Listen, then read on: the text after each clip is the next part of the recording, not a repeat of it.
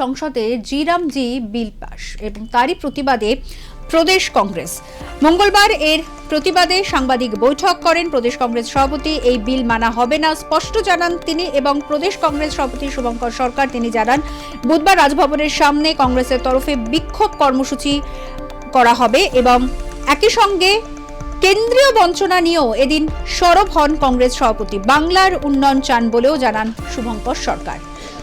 কি বলেছেন শুনবো।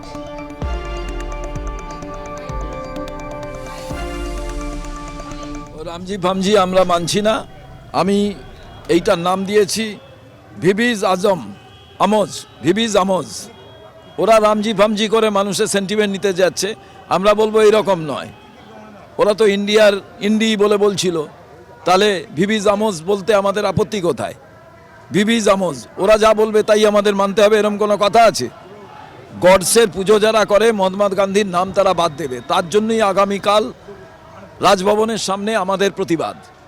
এবং আমাদের আরও এর সঙ্গে প্রতিবাদ যে পশ্চিমবঙ্গের বকেয়া টাকা ইমিডিয়েটলি দেয়া হোক এবং রাজ্য সরকারের কাছেও আমাদের আবেদন, রাজ্য সরকারকে বলবো যে সমস্ত রাজনৈতিক দলের প্রতিনিধিদের নিয়ে যে রুরাল ডেভেলপমেন্ট মিনিস্টার তার কাছে টাকা চান, আপনারা একটা শ্বেতপত্র বার করুন কত টাকা বাকি আছে, কেন টাকা দিচ্ছে না।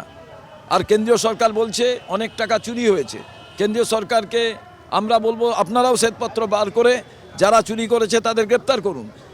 এখন 10 জন চুরি করেছে বলে 90 জনের টাকা বাকি থাকবে, এটা তো হতে পারে না। গ্রাম বাংলায় বিভিন্ন জায়গায় আমরা দেখতে পাচ্ছি বহু গরিব মানুষ থাকেন যারা কাজ করেন, তাদের জীবিকা চলে, সঙ্গে সঙ্গে গ্রাম বাংলার অর্থনীতির উন্নতি হয়। সবটাই বন্ধ আছে। বাংলার উন্নয়ন চাই, বাংলার বেকারের চাকরি চাই, সবথেকে গুরুত্বপূর্ণ বিষয় আইন শৃঙ্খলার উন্নতি চাই।